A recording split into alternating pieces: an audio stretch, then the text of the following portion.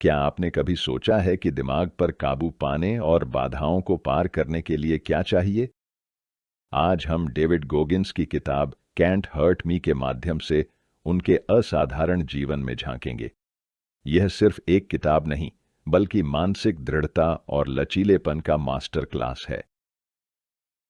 कठिन बचपन से नेवी सील और अल्ट्रा एंड्योरेंस एथलीट बनने तक डेविड की कहानी मानव आत्मा की शक्ति का प्रमाण है।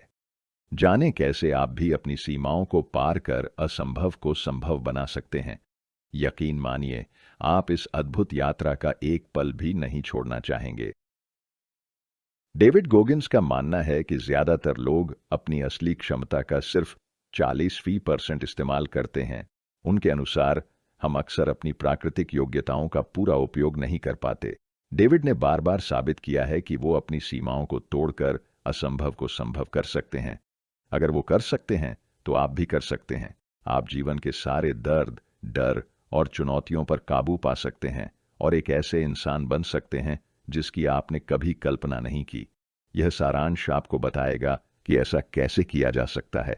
डेविड न्यूयॉर्क के एक अमीर इलाके में पला बढ़ा। उसके पिता का स्केटलैंड नाम का कामयाब बिजनेस था, जो एक रोलर स्केट रिंक था जिसकी दूसरी मंजिल पर बार था। उसकी मां गृहिणी थीं, जो उसके पिता से 17 साल छोटी थीं। डेविड का एक बड़ा भाई भी था, जिसका नाम ट्रुनिस जूनियर था।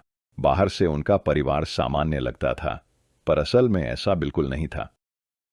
डेविड के पिता का मिजाज बहुत खराब था और वे परिवार को सख्ती से नियंत्रित करते थे। हर रात स्केटलैंड में काम कराते थे। महज 8 साल की उम्र में डेविड का काम था रोलर स्केट्स की देखभाल और ग्राहकों से किराया वसूलना, जबकि उसकी मां कैशियर थीं। कोई भी गलती होने पर पिता से कड़ी सजा मिलती थी।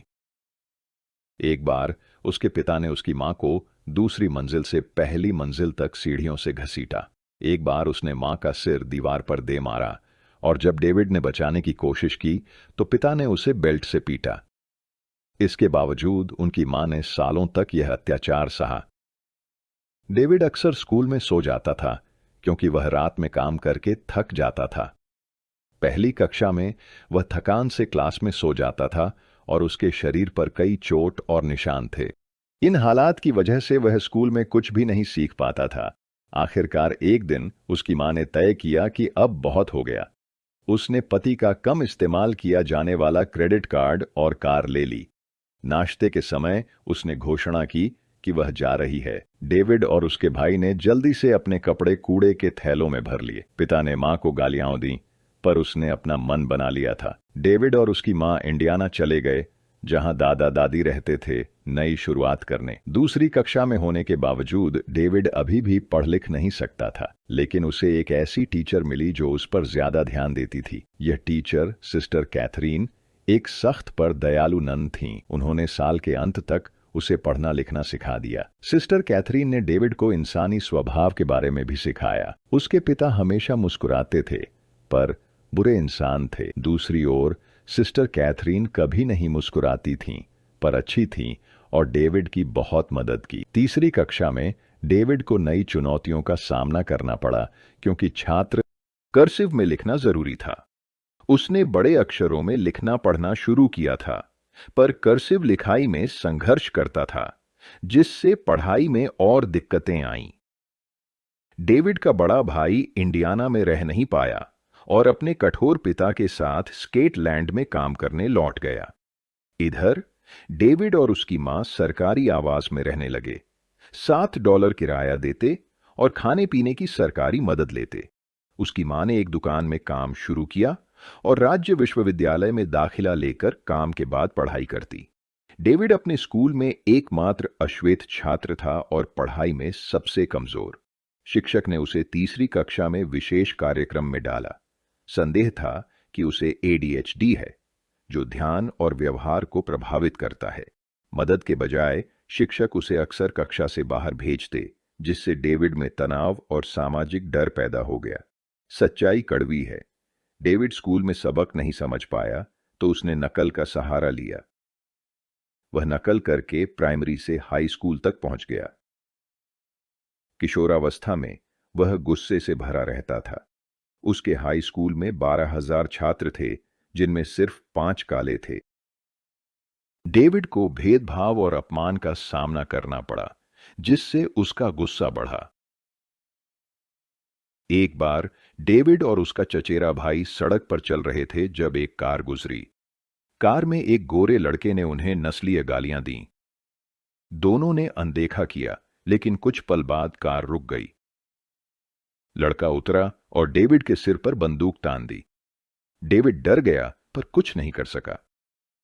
कुछ तनावपूर्ण पलों बाद लड़का कार में लौटा और चला गया। डेविड गुस्से में था, क्योंकि उसे गाली देने वाले उसे जानते भी नहीं थे।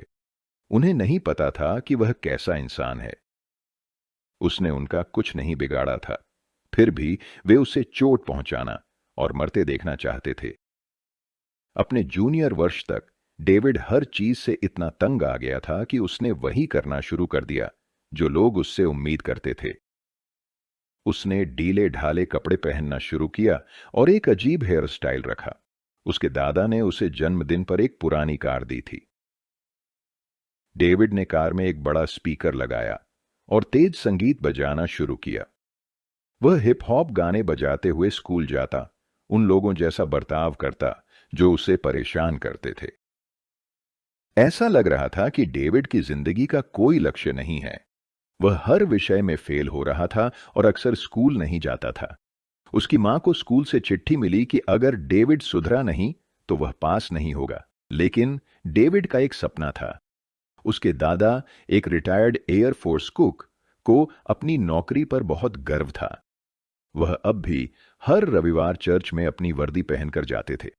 डेविड पैरा रेस्क्यू से प्रभावित हुआ, जो विमान से कूदकर बचाव करते हैं। उसने सोचा कि एयरफोर्स किसी को भी ले लेगी, पर वह गलत था। डेविड को पता चला कि उसे एएसवीएब टेस्ट पास करना होगा, जो सेना का एसएटी जैसा है। यह एहसास उसके बदलाव की शुरुआत थी। डेविड ने आईने में देखा और समझा कि वह खुद ही अपनी जिंदगी के लिए जिम्मेदार है। उसकी मां अपने काम में व्यस्त हो गई थी। उसने अपनी पढ़ाई पूरी कर ली थी और अब वह। नमस्कार दोस्तों, आप यह बुक सुन रहे हैं बुकपीडियाज यूट्यूब चैनल के माध्यम से। अगर यह बुक आपको पसंद आई है तो मेरे यूट्यूब चैनल बुकपीडियाज को सब्सक्राइब करना मत भूलना। विश्वविद्यालय में प्रशिक्षक के रूप में काम करना। उसने दर्द भुलाने के लिए अथक प्रयास किया था। डेविड को लगा कि वायुसेना में जाने के लिए उसे खुद पर निर्भर रहकर कड़ी मेहनत करनी होगी। उसने सिर मुंडवाना और कपड़े बदलना शुरू किया। उसने गुस्से और हिप हॉप संगीत से दूरी बना ली। डेविड रोज सुबह 5 बजे उठने लगा। मौसम की परवाह किए बिना व्यायाम और दौड़ लगाने लगा। हर विषय की गहन पढ़ाई शुरू कर दी। पढ़ता, लिखता और फिर 2-3 बार दोहराता था। डेविड ने 6 महीने तक यह दिनचर्या जारी रखी। अंत में एएसवीएबी परीक्षा पास की और हाई स्कूल पूरा किया। असंभव कार्य। प्रशिक्षण शुरू होने पर डेविड 6.2 इंच लंबा और 175 पाउंड वजन का था। दौड़, पुशअप, सिटअप और फ्लटर किक्स में उत्कृष्ट था। लेकिन पैरा रेस्क्यू के लिए जरूरी तैराकी में वह कुशल नहीं था। आर्थिक तंगी के कारण उसकी मां उसे तैराकी सिखा नहीं पाई। प्रशिक्षण के दौरान डेविड को कई जल अभ्यास करने पड़े। प्रशिक्षकों ने पानी में आत्मविश्वास की जांच की, क्योंकि बचाव मिशन में समुद्र में कूदना पड़ता है। डेविड को इसमें बहुत मुश्किल हुई और उसका प्रदर्शन बहुत खराब रहा। पानी के नीचे का प्रशिक्षण सिर्फ 10 हफ्ते चला। इस दौरान उसकी मेडिकल और खून की जांच भी हुई। जांच में पता चला कि डेविड को सिकल सेल एनीमिया था, जो ज्यादा व्यायाम से दिल का दौरा ला सकता था। उन्होंने प्रशिक्षण जारी रखने का फैसला डेविड पर छोड़ दिया। पानी के नीचे का प्रशिक्षण उसके लिए बहुत मुश्किल होता जा रहा था। रिकॉर्ड में सिकल सेल की वजह से छोड़ा लिखा था, पर डेविड जानता था कि उसने हार मान ली थी। डेविड अपनी जिंदगी बदलने का मौका गंवाने पर खुद से बहुत निराश था। छुट्टी मिलने के बाद उन्होंने अस्पताल के कब्रिस्तान में सुरक्षा गार्ड की नौकरी ली, बहुत कम वेतन पर। विफलता से निपटने के लिए डेविड ने अत्यधिक खाना शुरू किया। अक्सर एक बार में पूरा डोनट बॉक्स खा जाता, जिससे उसका वजन 300 पाउंड हो गया। अस्पताल में एक रात डेविड की मुलाकात इकोलैब नामक कीट नियंत्रण कंपनी के एक कर्मचारी से हुई। उस व्यक्ति ने बताया कि उसे मुफ्त ट्रक मिला, बॉस नहीं था और डेविड से 30% ज्यादा कमाता था। उत्सुक होकर डेविड ने वह नौकरी लेने का फैसला किया। हालांकि वहां काम करना बेहद चुनौतीपूर्ण था। डेविड पूरी रात एक रेस्तरां से दूसरे में जाकर चूहे और कॉकरोच पकड़ता था। वह चूहों के लिए जाल लगाता और गंदे रेस्तरां की रसोई में कीटनाशक छिड़कता था। इन रसोई घरों की हालत जानकर आप वहां कभी खाना नहीं चाहेंगे। डेविड ने कई महीनों तक यह काम किया। एक दिन एक रेस्तरां में उसे सिंक के नीचे बड़े पैमाने पर कॉकरोच का प्रकोप मिला। जब उसने स्प्रे किया, वे चारों ओर फैल गए। कुछ दीवारों पर रेंगे, कुछ उसके सिर और कंधों पर उड़े। उस क्षण डेविड ने महसूस किया कि उसकी सहन शक्ति खत्म हो गई है। वह अपना सारा सामान छोड़कर रेस्तरां से बाहर भाग गया। घर पहुंचते ही पहली बात उसने एक लंबा गर्म स्नान किया। नहाने के बाद डेविड ने टीवी पर नेवी सील्स का एक विज्ञापन देखा, जो दुनिया का सबसे कठोर ऑपरेशनल फोर्स है। विज्ञापन में कमांडिंग ऑफिसर ने कहा कि उन्हें ऐसे लोग चाहिए जो औसत नहीं बनना चाहते और हर चुनौती से पार पाने का जज्बा रखते हैं। डेविड को लगा जैसे यह संदेश सीधे उसे ही दिया गया था। अपनी बेमकसद जिंदगी से तंग आकर उसने फिर से खुद को साबित करने का फैसला किया। कई अफसरों ने शुरू में उसे नकार दिया क्योंकि वह बहुत मोटा था, लेकिन डेविड ने हार नहीं मानी। आखिरकार उसकी मुलाकात ऑफिसर शाल्हो से हुई, जिन्होंने उस पर भरोसा किया। शाल्हो ने डेविड को बताया कि उसे 3 महीने में 100 पाउंड वजन कम करना होगा और एसवेब टेस्ट में अच्छे अंक लाने होंगे। डेविड ने काम शुरू कर दिया। वह सुबह 4 बजे उठता, नाश्ते में केला खाता और एसवेब गाइड पढ़ते हुए 2 घंटे स्टेशनरी बाइक चलाता। फिर वह 2 घंटे तक पूल में तैराकी का अभ्यास करता। उसके बाद वह बेंच प्रेस और पैर की कसरत के लिए जिम जाता। रात के खाने में वह चिकन ब्रेस्ट और सब्जियां खाता। सोने से पहले वह फिर से 2 घंटे स्टेशनरी बाइक चलाता। उन्होंने अपनी दिनचर्या में पुशअप, पुलअप और 4 मील की दौड़ भी शामिल की। डेविड ने परीक्षण की न्यूनतम आवश्यकताएं पूरी कीं और बहुत खुश था। उसने खुशखबरी सुनाने के लिए अपनी मां को फोन किया। उसने सील्स के लिए आवश्यक वजन भी हासिल कर लिया था, लेकिन यह तो बस शुरुआत थी। नेवी सील बनने के लिए 6 महीने का कठोर BUDS प्रशिक्षण जरूरी है। इसे 3 चरणों में बांटा गया है: शारीरिक, गोताखोरी और भूमि युद्ध प्रशिक्षण। केवल 20% उम्मीदवार ही BUDS पूरा कर पाते हैं, क्योंकि यह शारीरिक और मानसिक क्षमता की परीक्षा लेता है। डेविड 2 बार प्रशिक्षण में असफल रहा। पहली बार उसे डबल निमोनिया हुआ और दूसरी बार उसका घुटना टूट गया, लेकिन उसने हार नहीं मानी और तीसरी बार कोशिश करके आखिरकार सील बन गया। उसे आखिरी मौका दिया गया और कहा गया कि अगर वह फिर घायल हुआ तो उसका सफर खत्म हो जाएगा। दृढ़ निश्चयी डेविड ने तय किया कि वह हर हाल में आगे बढ़ेगा, चाहे टखना टूट जाए। वह 1 साल में 3 बार BUDS का प्रयास करने वाले अकेले व्यक्ति बने और अंततः सफल हुए। सील अपने हेल वीक के लिए मशहूर हैं, जो प्रशिक्षण के पहले चरण का सबसे कठिन हिस्सा है। हेल वीक के दौरान प्रशिक्षु 130 घंटे का कठोर शारीरिक प्रशिक्षण लेते हैं। वे पुशअप, सिटअप, लंग्स और फ्लटर किक करते हैं, फिर ठंडे समुद्र में तैरते हैं। वे एक दूसरे से हाथ मिलाकर श्रृंखला बनाते हैं ताकि कोई न डूबे। प्रशिक्षक उन्हें समुद्र तट पर ले जाते हैं, जहां वे गीली रेत में लौटते हैं ताकि वजन बढ़े। फिर उन्हें व्यायाम दोहराने का आदेश दिया जाता है। कभी कभी उन्हें भारी वजन उठाना या बड़ी रबड़ की नावें खींचनी पड़ती हैं। प्रशिक्षुओं को आराम नहीं मिलता, न सोने और न ही गर्म रहने की अनुमति होती है। प्रशिक्षक दिन रात चिल्लाते रहते हैं और यह क्रम लगातार चलता रहता है। प्रशिक्षक बार बार उन्हें कमजोर और बेकार कहते हैं, छोड़कर घर जाने को कहते हैं। डेविड अक्सर खुद से पूछता था कि वह वहां क्यों है। सील नहीं बनाए जाते, वहां होना एक चुनाव है। नमस्कार दोस्तों, आप यह बुक सुन रहे हैं बुक पीडियाज यूट्यूब चैनल के माध्यम से। अगर यह बुक आपको पसंद आई है तो मेरे यूट्यूब चैनल बुक पीडियाज को सब्सक्राइब करना मत भूलना। यह सिर्फ शारीरिक नहीं, भावनात्मक परीक्षा भी है। कई प्रशिक्षु छोड़ देते हैं। वे 3 बार घंटी बजाकर हेलमेट सीमेंट पर रख देते हैं। पर डेविड उनमें से एक नहीं बनना चाहता था। उसने अपने मन को शांत रखना सीखा। उसने दिखाया कि वे और साथी टूटेंगे नहीं, चाहे कितनी भी कठिन चुनौतियां या कठोर अपमान हो। डेविड ने 5 मजबूत पुरुषों के साथ समूह बनाया और कोई नहीं हारा। एक परीक्षण में उन्हें 4 मील तक भारी फुलाव नाव कंधों पर ले जानी थी। प्रशिक्षक बैठकर कॉफी पीते हुए देखते रहे। डेविड को वे दुश्मन जैसे लगे। कठिन अभ्यास से थककर डेविड ने साथियों को प्रेरित किया। उसने कहा कि प्रशिक्षकों को दिखाओ तुम किस धातु के बने हो। वे नाव को ऊंचा उठाकर तेज दौड़े, चिल्लाते हुए, तुम हमें नहीं तोड़ सकते। डेविड ने इसे आत्मा लेना कहा, निंदकों को गलत साबित करना और अपनी ताकत दिखाना। बर्ड्स के अपने तीसरे प्रयास में डेविड बाहर होने के करीब था। कठोर शारीरिक प्रशिक्षण से उसके दाएं टखने में फ्रैक्चर हो गया था। हर कदम बेहद दर्दनाक था। डेविड ने एक दिनचर्या बनाई।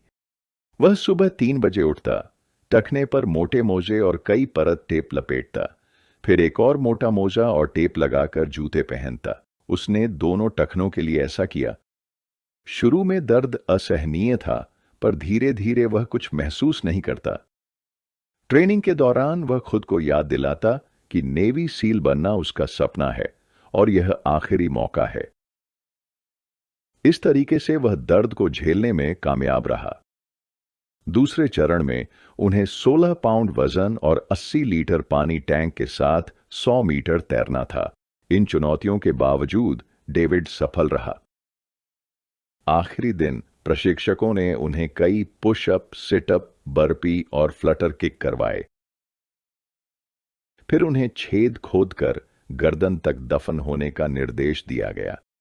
डेविड इन अभ्यासों के दौरान हंसने लगा। उन्हें अब कष्टदायक नहीं पाया। यह देखकर प्रशिक्षकों ने उसे छेद से बाहर आने को कहा। उसकी प्रतिक्रिया से प्रसन्न होकर अंततः डेविड नेवी सील के रूप में स्नातक हुआ। समारोह में उनकी मां भी शामिल हुई।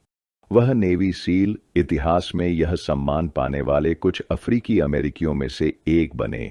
परेशान बचपन से, पढ़ने लिखने में संघर्ष से, विद्रोही किशोर से डेविड एक सम्मानित नेवी सील बन गए। उन्होंने मन को नियंत्रित कर हर चुनौती पर काबू पाने का लक्ष्य रखा। डेविड के लिए यात्रा यहीं समाप्त नहीं हुई। वे लगातार खुद को चुनौती देने के तरीके खोजते रहे। वह आर्मी रेंजर स्कूल में शामिल हुए और ऑनर मैन अवार्ड के साथ स्नातक हुए। डेविड ने भर्ती अधिकारी के रूप में 2 साल तक स्कूलों में अपनी कहानी साझा की और छात्रों को प्रेरित किया। डेविड का मैराथन धावक और ट्रायथलीट के रूप में सफल करियर रहा। उन्होंने San Diego one day ultra marathon में भाग लिया, जहां 24 घंटे में 100 मील दौड़ना था। डेविड ने इसे महज 19 घंटे में पूरा किया। उन्होंने लास वेगास मैराथन और हवाई में हर्ट 100 में भी हिस्सा लिया। ये मैराथन बैडवाटर अल्ट्रा मैराथन में हिस्सा लेने का निमंत्रण पाने के लिए थे। उन्होंने स्पेशल ऑपरेशंस वॉरियर फाउंडेशन के लिए धन जुटाने का लक्ष्य रखा, जो शहीद सैनिकों के बच्चों को छात्रवृत्ति देता है। बैडवाटर अल्ट्रा मैराथन 135 मील की कठोर दूरी तय करता है और इसे दुनिया की सबसे मुश्किल पैदल दौड़ माना जाता है।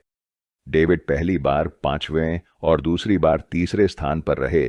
इस दौरान फाउंडेशन के लिए $2 मिलियन जुटाए। अल्ट्रा मैराथन में सफलता के बाद डेविड एक ट्रायथलीट बन गए। उन्होंने 2006 में अल्ट्रामैन और 2008 में आयरन मैन विश्व चैंपियनशिप में हिस्सा लिया। हमेशा की तरह उन्होंने अपने मन और शरीर को कड़ाई से तैयार किया। सुबह जल्दी उठकर लंबी दौड़, तैराकी और साइकिलिंग की। डेविड को इन दौड़ों में कई चुनौतियां मिलीं। कभी कभी संदेह हुआ, पर वे सभी कठिनाइयों से पार पाए। 2009 में डेविड ने रेस अक्रॉस अमेरिका के लिए तैयारी की, जो कई राज्यों में होने वाली एक साइकिल दौड़ थी। माइलेज रिकॉर्ड करते वक्त उसका दिल 150 बीट प्रति मिनट से धड़क रहा था, जिससे वो अजीब महसूस कर रहा था। डॉक्टरों ने उसे एट्रियल सेप्टल डिफेक्ट (एएसडी) का निदान किया, जो दिल में छेद वाली एक जन्मजात बीमारी है। वे हैरान थे कि वह इतनी लंबे समय तक इतनी कठिन शारीरिक गतिविधियां कैसे कर पाया। सर्जरी जरूरी थी और उसके दिल की मरम्मत की गई। पहली सर्जरी असफल रही, लेकिन दूसरी सफल हो गई। डेविड को कुछ भी नहीं रोक सकता था, ईएसडी भी नहीं। उसका अगला लक्ष्य 24 घंटे में सबसे ज्यादा पुलअप का गिनीज वर्ल्ड रिकॉर्ड तोड़ना था। रिकॉर्ड 420 पुलअप का था। डेविड पहले 2 प्रयासों में असफल रहा, शर्म और निराशा महसूस की, पर हार नहीं मानी। उसने और कड़ी मेहनत की, सावधानी पूर्वक तैयारी की। तीसरे प्रयास में डेविड ने सिर्फ 17 घंटों में 4030 पुलअप करके सफलता पाई। यह रिकॉर्ड 2014 तक कायम रहा। आज डेविड ट्विटर और इंस्टाग्राम पर अपने फॉलोअर्स के लिए फिटनेस प्रेरणा है। उन्हें अक्सर विश्वविद्यालयों और कॉरपोरेट इवेंट्स में प्रेरणा देने के लिए बुलाया जाता है। वे छात्रों, सेल्समैन और बिजनेस लीडर्स को बताते हैं कि वे सोचते हैं उससे कहीं ज्यादा कर सकते हैं। वे कहते हैं कि खुद को सीमित न करें, क्योंकि फोकस और दृढ़ता से असंभव लगने वाली चीजें भी संभव हो जाती हैं। डेविड गोगिंस की कैंट हर्ट मी के इस सारांश को सुनने के लिए धन्यवाद। हमें उम्मीद है कि आपको यह उतना ही प्रेरक लगा होगा जितना हमें लगा। याद रखें, डेविड की कहानी बताती है कि हम सभी में मुश्किलों से पार पाने और मजबूत बनने की ताकत है। अगर आपको यह सारांश पसंद आया तो हमारे चैनल को लाइक, शेयर और सब्सक्राइब करना न भूलें। अगली बार मिलते हैं, तब तक के लिए अलविदा।